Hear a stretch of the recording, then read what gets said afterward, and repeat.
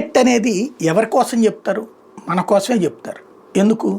నేల మీద పడగానే ఫస్ట్ పగిలేది తలకాయ, దాంతోనే ప్రాణాలు కోల్పోవడం లేకపోతే అపస్మారక స్థితికి వెళ్ళిపోవడమా జరుగుతూ ఉంటుంది. స్పీడ్గా వెళ్ళేటటువంటి వాళ్ళకి అందుకని కంపల్సరీ హెల్మెట్ అంటారు. కొన్ని ప్రధాన నగరాల్లో ఖచ్చితంగా అమలు చేస్తున్నారు. ఫ్రంట్ బ్యాక్ రెండు ఇద్దరు కూర్చున్నకి కూడా ఢిల్లీలో ఇద్దరికి ఉండాలి, కారణం బెంగళూరులో అట్లాగే ఉండాలి, చెన్నైలో ఖచ్చితంగా మెయింటైన్ చేస్తూ ఉంటారు, హైదరాబాద్లో కూడా మెయింటైన్ చేస్తూనే ఉంటారు. అట్ ద సేమ్ టైం హెల్మెట్లు మిగతా అసలు ఎందుకు వద్దనుకుంటారు అంటే, ఫస్ట్ ఆడపిల్లలకు వచ్చేటప్పటికి ముందు వాళ్ళ హెయిర్కి సంబంధించిన ప్రాబ్లం వస్తూ ఉంటుంది, చుండ్రు లాంటిది వస్తూ ఉంటుంది. లేకపోతే వీళ్ళేమో వేల రూపాయలు ఖర్చు పెట్టి ఆ బ్యూటీ పార్లర్లో ఏయో చేయించుకుంటారు ట్రీట్మెంట్స్, అవంతా వేస్ట్ అయిపోతుంది అన్నటువంటిది ఒక ఆస్పెక్ట్ వాళ్ళది.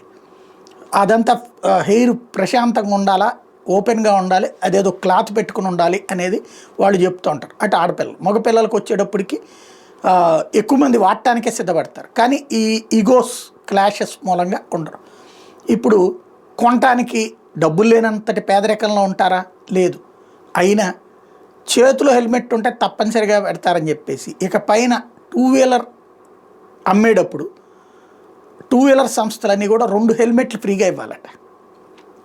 ఫ్రీగా అంటారు కానీ అది మన దగ్గరే వసూలు చేస్తారు. 2 హెల్మెట్లు ఫ్రీ అన్నటువంటి సరికొత్త నినాదాన్ని ముందుకు తెచ్చారు.